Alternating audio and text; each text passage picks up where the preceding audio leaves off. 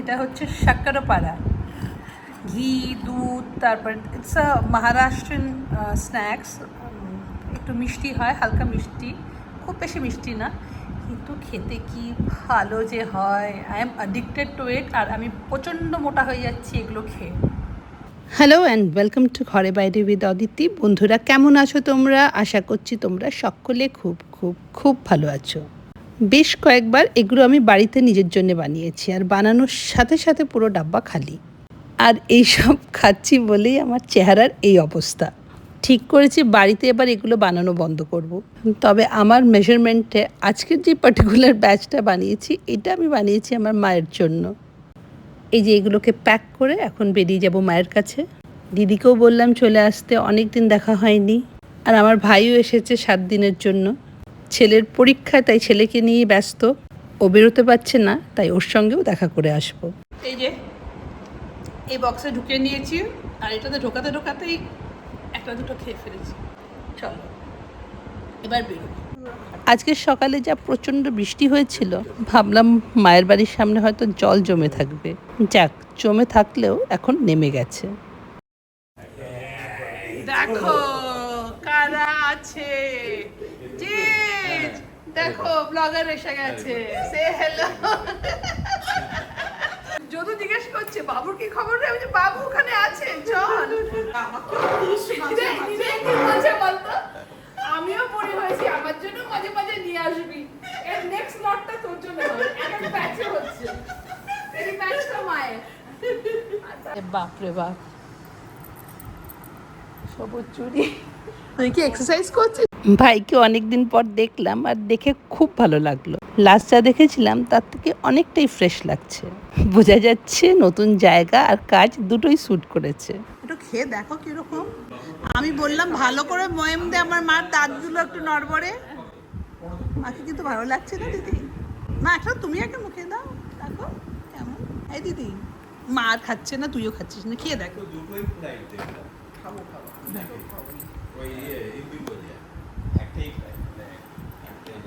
একদম দোকানের মতো হয়েছে, হ্যাঁ না? হ্যাঁ, খেয়ে দেখ, ভীষণ ভালো হয়েছে। দোকানে তো এরকম পাবি না। দাঁড়া, মায়ের মুখে একটা দিই। মা মুখে দিচ্ছে না, খেয়ে একটু টেস্ট করে বলো। রাখো, দিদিকে একটা ব্যাচ বানিয়ে দেবো।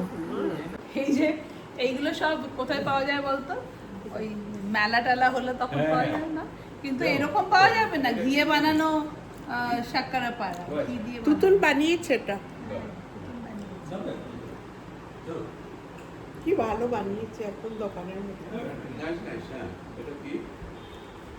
এটাকে না মহারাষ্ট্র শাক্কারপাড়া বলে, ওরাই এগুলো বানায় বেশি, ওদের পুজো টুজোর সময় আর দিওয়ালির সময় বানায়। দিওয়ালির সময় বানায়, হ্যাঁ। এ বাবু, আমরা বলছিলাম না ফ্লাইটের কথা, জানিস এখান থেকে ডাইরেক্ট ফ্লাইট টু জবলপুর এখন হচ্ছে। ডাইরেক্ট ফ্লাইট টু জবলপুর শুরু হয়ে যাচ্ছে। হ্যাঁ, এই অ্যালায়েন্স কি আছে না, এয়ারলাইন্স, হ্যাঁ ওটা। জবলপুর আমাদের মামা বাড়ি।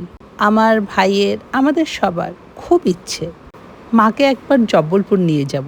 মা বাড়ির থেকে 2 পা বেরোতেই ভয় পায়। সেখানে ডাইরেক্ট ফ্লাইট না হলে মাকে কোথাও নিয়ে যাওয়া অসম্ভব। সেদিন হঠাৎ সুব্রত বলল জবলপুরের একটা ডাইরেক্ট ফ্লাইট স্টার্ট হয়েছে, সেটাই ভাইকে জানালাম। মিষ্টি আর সিঙ্গারা, মিষ্টি তো খাবো না, সিঙ্গারাটা খেতে পারি। খেতে হবে। আমি চা খাইনি, জানিস, রিতার হাতে চা খাবো বলে। হ্যাঁ মা, কে লিকার খাবে? কে যদু লিকার খাবে, জেজ লিকার খাবে, তুইও লিকার খাবি বাবু, বাবুও লিকার খাবে, দিদি তুইও লিকার। দিদিকে দুধ চা, আর আমাকেও তাহলে একটু দুধ চা। দিদি কেমন যেন সাজাচ্ছে। তুই কি রাখি এখনই পরিয়ে দিবি নাকি বাবু? তুই কবে চলে যাচ্ছিস? রাখিতে তো থাকছিস না। আমি তো রাখি নিয়ে এসেছি সঙ্গে। 28, তাই তো 28 না? হ্যাঁ, বাবু 24 চলে যাচ্ছে। সোমবার চলে যাচ্ছি সকালে।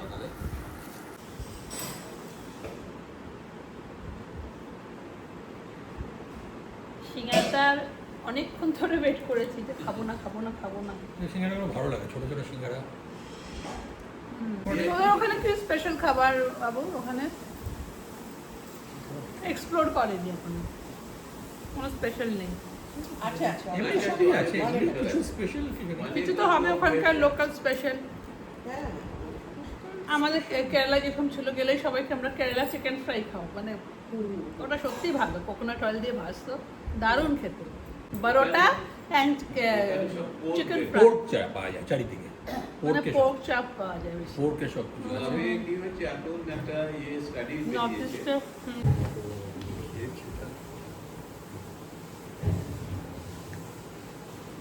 এটা যাতে পিওর ঘি দিয়ে ফ্রাই করা বেশ হেভি। যে যেটা পিওর ঘি দিয়ে ফ্রাই করিনি, কিন্তু ঘি দিয়ে ময়ামটা দিয়েছি, দারুণ লাগছে। ওতেও টেস্টি হবে না। এমনি যেগুলো এখানে থাকে সেগুলো তো একটা তেলের গন্ধ থাকে। হ্যাঁ, এটা তো পুরো ঘিয়ের গন্ধ হবে, তাও আবার পুরো অর্গানিক ঘি। ওই পারফেক্ট নন বেঙ্গলি আমরা যেরকম বানাই সেরকম। একদিন এটা আমি এই রেসিপিটাও আমি একদিন শেয়ার করব। হ্যাঁ খুব ভালো এই হয়। রেসিপিটা শেয়ার করব, মানে এত টেস্টি, আমার এই মেজারমেন্টটা একদম পারফেক্ট। আপনি যা বানাচ্ছে তাই সাকসেসফুল হচ্ছে। আমি যা বানাচ্ছি তাই খারাপ হচ্ছে। আমি ঠাকুরের ইয়েতে হাত ডুবিয়ে রান্না ভালো হবে বলে আমরা সবাই দৌড়ে গিয়ে দুর্গা ঠাকুরের ঘটে হাত ডুবাচ্ছিলাম গিয়ে। দিদির গল্প শুনলে হাসতে হাসতে পেটে ব্যথা হয়ে যায়। দিদিরা যখন দিল্লিতে থাকতো, দুর্গাপুজোর সময় যেই ঘটটা পাতা হতো, কেউ একজন এসে বলল ওই ঘটে হাত ঢোকা, তাহলে রান্না নাকি ভীষণ ভালো হবে, হাতের রান্না ভালো হয় নাকি তাতে। ব্যাস সেই শুনে সবাই দৌড়ে দৌড়ে নাকি হাত ঢুকিয়েছে ওই ঘটের মধ্যে। তাই দিদি বলছে আমি এতক্ষণ ধরে ঘটে হাত ঢুকালাম আর রান্না তুতুনের সাকসেসফুল হচ্ছে। রান্নাটা ওটা একটা হ্যাবিট। আগে যখন বাড়ির সব রান্নাই আমি করতাম, মা বলতো এই অভ্যাসটা ছাড়িস না। মা সবসময় বলতো তুতুন এই অভ্যাসটা ছাড়িস না। তোকেও বলেছি রান্নাটা ছাড়বি না। রান্নাটা ছাড়বি না, কারণ তখন তো কেউ ছিল না, রান্নার লোক ছিল না, সব রান্না আমিই করতাম। আমি তো নিজে খেতে ভুক্তভোগী, কোনোদিন রান্না না করে না খুব অসুবিধা। হ্যাঁ মা রান্না করে না, কিন্তু সব রান্নার চ্যানেলগুলো মা বসে বসে দেখে। রান্নার চ্যানেল দেখি। তো আগে এসেই লিখতে বসে বসে খাতায় লিখে রাখে। আবার খাতায় লিখে রাখতো না, মা খাতায় লিখে রাখতো। এখনো আছে অনেক খাতা। দিদি আমাদের কিন্তু 20 সেকেন্ডে দুটো প্রোগ্রাম আছে। 20 সেকেন্ডে কিন্তু আমাদের আরেকটা প্রোগ্রাম আছে। এটা তো আমি অ্যানাউন্সমেন্টটা করে দিই। আচ্ছা, এই অ্যানাউন্সমেন্টটা করে দিই। আমাকে অবন্তীও বলেছে যে অ্যানাউন্সমেন্টটা করে দিতে, কারণ আমাদের একটা আনন্দ মেলা হয়, অবন্তীদের হয়, যেখানে আমি সব সময় থাকি। কারণ এই আনন্দ মেলা থেকেই আমি ব্লগিং শুরু করেছিলাম। মাই ফার্স্ট ব্লগ, যেটা প্রপার ব্লগ হয়েছিল এই আনন্দ মেলা থেকেই। তাই জন্যে যখনই ওরা এই সময় আনন্দ মেলাটা করে, I make it a point to be there, আমি যাই। তো দুদিন হয়, এই coming Saturday and Sunday, 22nd and 23rd HA block. HA ব্লকে 2টো থেকে 8টা না দিদি, 9টা, ঠিক 2টো থেকে স্টার্ট আর কি, 8টা সাড়ে 8টা সাড়ে 8টা অবধি সবাই থাকবে। অবন্তী থাকবে, আমার বন্ধু মিঠুস খাবার স্টল দিয়েছে। ইনফ্যাক্ট আমি নেক্সট ইয়ারে ভাবছি আমিও খাবারের একটা স্টল দেব, কিন্তু যাই হোক সেটা পরের বছর। কিন্তু coming Saturday and Sunday 22nd and 23rd আমাদের আনন্দমেলা। তোমরা যারা যারা আশেপাশে আছো বা দূর থেকেও যারা আসতে চাও, তোমরা ডেফিনেটলি এসো। 22ndে আমি থাকবো, 23rde আমি থাকবো না, কিন্তু 22ndে আই এম দেয়ার। বাট সবাই এসো, ভীষণ ভালো মেলা হয়, ভীষণ ভালো ভালো জিনিসও আসে। আই লুক ফরওয়ার্ড টু ইট। আমার অনেক কিছু লিস্ট আছে যেগুলো কেনার আছে, সেগুলো আনন্দমেলা থেকে কিনবো এবার গিয়ে। তো এইটাই, এই অ্যানাউন্সমেন্টটাই করাচ্ছি। বলি বাবা ফ্রেন্ডু, ও শোনা, বাবা টেরা, হ্যাঁ টেরা ফ্রেন্ড, মামা ম্যাও। তোমাকে দিকে পালিয়ে যাচ্ছে না না, আজকে এতদিন পরে ওর ইয়ে হলো। চলো বাবা। এখন আমি একটু রূপার কাছে যাচ্ছি। আজকে রূপার কাছে যাওয়ার আমার কোনো কারণই ছিল না, সকাল থেকে কোনো প্ল্যানও ছিল না, কিন্তু আবার সেই সকাল থেকে এত শরীরটা ডাউন লাগছে, মুডটা ডাউন লাগছে। তো সেই জন্য আমি শ্রুতকে বললাম আমি যাই, একটু রূপাকে ফোন করলাম, রূপা বলছে আমারও তো লাগছে, চলে এসো চলে এসো। Actually this is when you need friends, একটা ভালো বন্ধু ইজ এনাফ। যে বললো শিগগিরই চলে এসো। আমি জানি ওখানে গেলে আমি কিছু লোকজন আসবে, ওদেরকে দেখবো, তারপরে একটু চা খাবো একসঙ্গে বসে, একটু গল্প করব, মনের কথা বলবো, and I will be fine. ঘুম থেকে উঠে আমি আজকে সকাল থেকে 3 বার ঘুম থেকে উঠেছি, 3 বার ঘুমিয়ে পড়েছি, মানে উঠে বসে রয়েছি ঘুমিয়ে পড়ছি। আই ডোন্ট নো, মাঝে মাঝে এরকম কয়েকটা দিন হয়। ফিজিক্যালি তো I am not feeling that আমার কোনো জ্বর আছে বা কিছু আছে, সেরকম তো কিছু মনে হচ্ছে না। আসলে এই বৃষ্টির পর বৃষ্টি না, প্রত্যেক দিন সকাল থেকে সন্ধ্যেবেলা বৃষ্টি হয়, এখন একটু বৃষ্টিটা থেমেছে বলো। আর বৃষ্টিটা এরকম, আর বৃষ্টি না হলে তুমি আমাকে নিয়ে আসবো, আমরা হেঁটে আসবো, কারণ আদারওয়াইজ তো উবার করেই আসতে হবে, কিন্তু হেঁটে আসলেও না ভালো লাগবে। In fact I am going to, হ্যাঁ আমার এক্সারসাইজটা একটু বাড়াতে হবে। I think I am putting on weight. আমার অনেক রকম ফিজিক্যাল, মানে ওয়েটের সঙ্গে সঙ্গে আমার মুড অলসো ইজ চেঞ্জিং। মানে when you are healthy তখন তোমার মুডটাও খুব ভালো থাকে, কিন্তু আমি তো দেখতে পাচ্ছি যে I have gain so much of weight. আমার আগের জামা কাপড়গুলো এখন রীতিমতন টাইট হয়, রীতিমতন, মানে আর কোনো লুজ জামা কাপড় ছাড়া একটু ফিটেড জামা কাপড় আমি পরতেই পারছি না। So I just go and sit with her. মায়াও ঘুম থেকে উঠে গেছে, দেখো এই থেকে মায়াকে দেখাই মাম্মা। এখনও এখানে বসে বসে বাইরের দিকে তাকাবে।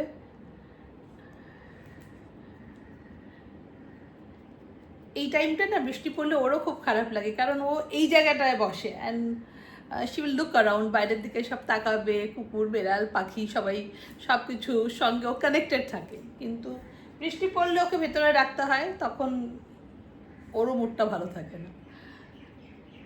তো চলো যাই এখন রূপার কাছে, বৃষ্টি না পড়লে তোমার সঙ্গে হেঁটে হেঁটে ফিরবো। চলো তাহলে ভালো, এক্ষুনি বেরিয়ে যাচ্ছি আমি। হ্যাঁ রূপাও তো ছাড়তে চায় না, না ওর কাছে গেলে এখন বেশ কিছুক্ষণ সময়, মানে না কেন বেরোচ্ছ করতে করতে 2 ঘন্টা অন্তত গিয়ে বসি। চলো বুটিকে ঢুকে দেখলাম চেম্বারের বাইরে যেরকম ওয়েটিং থাকে সেরকম ভিড়। ওই 4টের সময় ওর আসার কথা ছিল, এই জন্য আমি তুমি যখন বললে আমি বললাম ঠিক আছে। দেখো শাড়ি নিয়ে এসছে, আর তোমাকে দেখেই আমি ইন্সপায়ার্ড হয়ে শাড়ি নিয়ে এসেছি। এই তো দারুণ লাগবে শাড়িটা। 30-35টা ডিজাইন করে ফেলেছি, আর এটাই না 30-35টা ডিজাইন করে ফেলেছো? 30-35টা বেশি বোধহয় হবে। আমি আর আমার শাড়ি দিয়ে? না শাড়ি দিয়ে না, অন্যের একটা কাপড় ছিল, যদি তোমার মনে হয় এটার সাথে কিছু করতে পারবে তো করো, না তো এমনি ছেড়ে না আমি তো করবো না।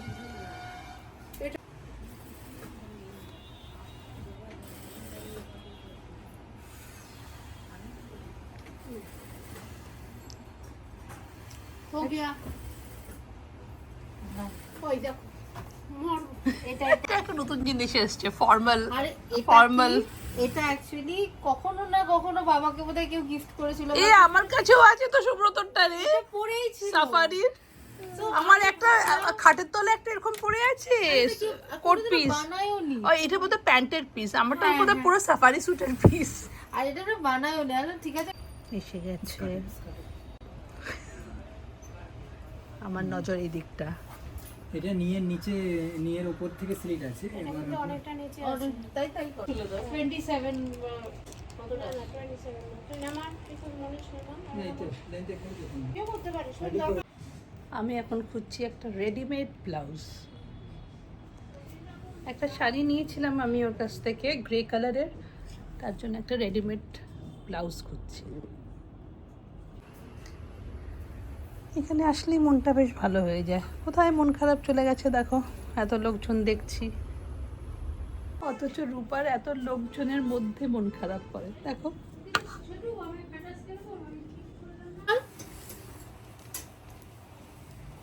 আমার রূপার মুড ভালো নেই, রূপার মুড ভালো নেই, কিন্তু আমার মুডটা খারাপ ছিল, মুড ভালো হয়ে গেছে। এই ক্যাঁ কুকু শুনে আমার মুড ভালো হয়ে গেছে, আর এই ক্যাঁ কুকুর মধ্যে ওর মুড খারাপ।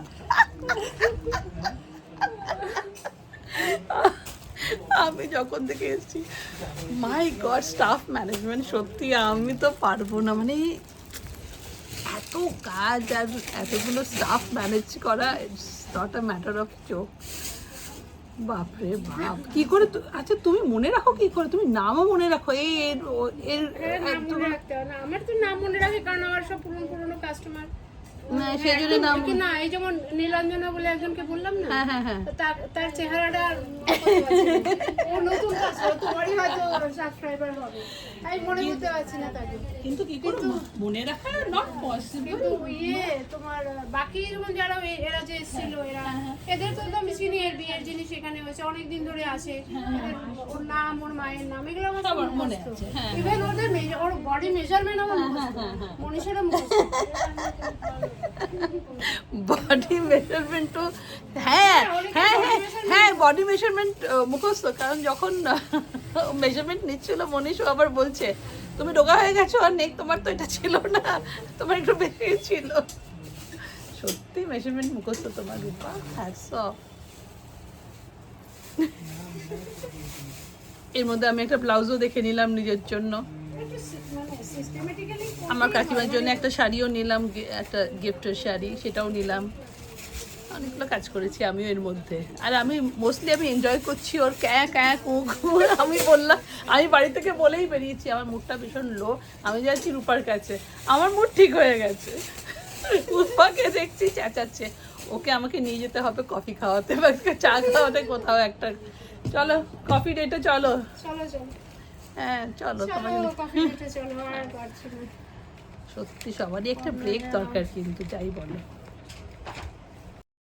এখন বিকেল প্রায় 4:30 আর আমি ছাদে উঠেছি কাপড় ধুতে।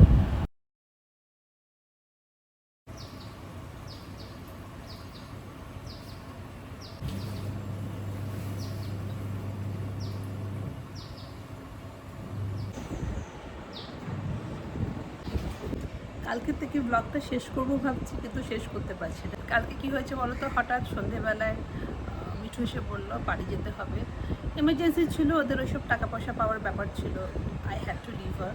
কোনো সময় কী হয়, যাওয়ার আগে আমাকে একটু প্রিপেয়ার করে যায় যে এই কাজগুলো আছে, এগুলো করতে হবে, একটু হুট করে চলে গেছে তো সব কিছু সকাল থেকে, মানে আমি একটু কালকে থেকে আবার ঠিক হয়ে যাবে, আজকে মোটামুটি সব ঠিক করে নিয়েছি। অনেক কিছু থাকে একটা বাড়িতে, টুকটাক অনেক কাজ থাকে, ডাস্টবিনটা নিচে থেকে আনতে হবে, এটা করতে হবে, সেটা, এই জিনিসগুলো আমি অন্য সময় মানে পাত্তাও দিই না, যেহেতু মিঠু করে দেয়, ওটা নিয়মের মধ্যে থাকে, তো ওইসব ভাবি না। আর এইসব চিন্তায় না আমার একদম ঘুম হয়নি, হার্ডলি 3 to 4 hours হয়তো, তাও হার্ডলি ঘুমিয়েছি, আর ঘুম হয়নি। ওটা থেকেই কাজে লেগে পড়েছি। এই দেখো 1 রাউন্ড কাপড় ধুয়েছি, দেখো এটা হচ্ছে মায়ার, সকালবেলায় মায়ারটা আগে ধুয়ে নিয়েছি, ওটা হচ্ছে মানে টপ প্রায়োরিটি।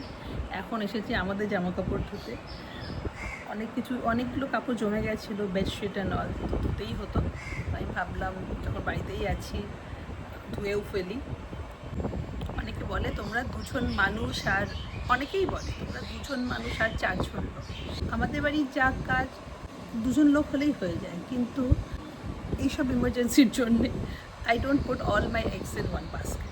4 জনের মধ্যে ডিভাইড করে দিয়েছি, অ্যাটলিস্ট একজন না থাকলে একটা সাপোর্ট থাকে, 2 জনও যদি না থাকে অ্যাটলিস্ট আরও 2 জন থাকে, মানে একজনের কাজ আমি 2 জনকে ডিভাইড করে দিয়েছি। হয়তো টাকাটা একটু বেশি যায়, কিন্তু বাট স্টিল মানে সেটাতে কিন্তু আমার অনেক সুবিধা হয়। বাট আমি নিজে না করলে কোনো স্যাটিসফ্যাকশন আমার হয়ও না, আমি সকাল থেকে লেগে রয়েছি। আমি বুবুনকে বলি ওসিডি আছে, অ্যাকচুয়ালি আমারও আছে, এই টেরেসটা যেরকম ঝাড় দেওয়া বা মোছা একদিন না করলেও হয়, কিন্তু আমি কিন্তু সকালবেলা এসে নিজেই সব কিছু করে গেছি, কাপড় ধুতে ধুতে, মায়ের কাপড় ধুতে ধুতে উপরের টেরেস ঝাড়ু দেওয়া, তারপরে মোছা, সব কিছু করে দিয়ে চলে গেছি। In fact I am not a very good task master, আমি মনে হয় স্লেভ ছিলাম, স্লেভ। কাজ করানো না একটা আর্ট, সেই আর্টটা আমি একদমই জানি না, একেবারেই না। But then they R love me, আমার বাড়িতে যারা যারা আমার স্টাফ যারা আছে